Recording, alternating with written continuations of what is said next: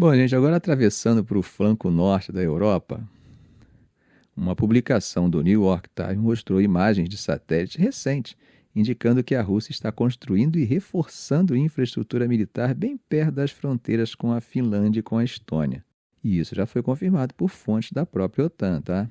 Segundo essas imagens, os russos estariam ampliando ou reformando estruturas como tendas, depósitos de veículos, abrigos para caças e bases de helicópteros, isso em locais estratégicos como Oleni e Elarkut, as duas no oblast de Murmansk, e lá no extremo noroeste, a base aérea de Kamenka, da República Komi, e também a de Petrozavodsk, na Carélia.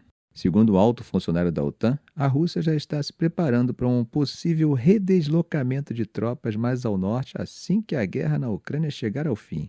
Isso mostra que Moscou continua vendo o acesso ao Ártico e todo o espaço estratégico ali como uma peça central do seu status de grande potência. Bom, gente, de acordo com a Autoridade de Defesa da Finlândia, o plano russo seria ampliar suas forças militares na região de fronteira num período de até 5 anos após o fim do conflito com a Ucrânia. Essa expansão poderia até triplicar o número de soldados posicionados ali na fronteira finlandesa. O Wall Street Journal também publicou algo parecido em abril de 2025. Segundo fontes militares e de inteligência do Ocidente, a Rússia está não só reforçando essas bases, como também modernizando as linhas ferroviárias e outras infraestruturas militares ao longo da fronteira com os países da OTAN.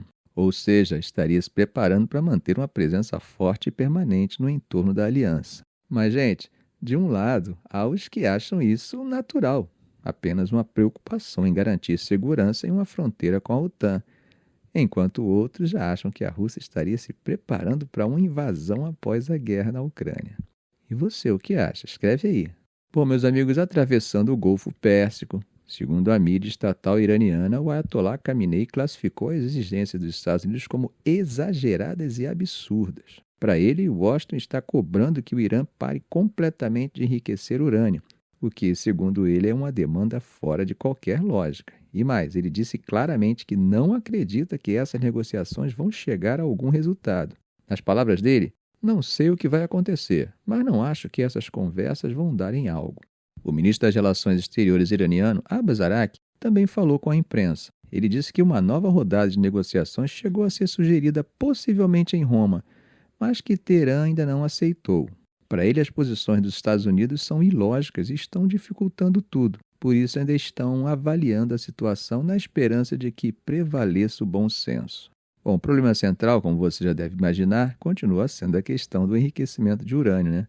Washington vê isso como um possível caminho para o Irã desenvolver armas nucleares. Já Teherã insiste que seu programa tem apenas fins exclusivamente pacíficos. O vice-chanceler iraniano, Taki Havanchi, foi ainda mais claro. Segundo ele, se os Estados Unidos continuarem insistindo nesse ponto, as negociações vão fracassar. E o clima ficou ainda mais tenso depois que Trump, na semana passada, mandou um recado público dizendo que o Irã precisava agir rápido ou alguma coisa ruim iria acontecer. Só que Teherã afirma que não recebeu nenhuma proposta oficial por escrito. Bom, mudando de assunto, mas ainda no Oriente Médio, o Reino Unido anunciou que vai suspender as negociações para um acordo comercial com Israel. Essa decisão vem em resposta à intensificação das operações militares israelenses dentro da faixa de Gaza, né? E a coisa não para. A tal operação Carruagem de Gideão tem deixado um rastro de destruição. Só hoje, terça-feira, segundo médicos locais, os ataques aéreos israelenses mataram já pelo menos 55 palestinos em Gaza. Segundo o governo britânico, além da suspensão, o embaixador de Israel também foi convocado para prestar esclarecimento sobre a escalada da ofensiva. A decisão, que vai ser formalizada pelo ministro das Relações Exteriores David Lammy, é mais um sinal de que alguns aliados históricos de Israel estão começando a rever suas posturas diante da guerra em Gaza, principalmente por causa do aumento de vítimas civis e do impacto humanitário que está causando. Ficamos por aqui.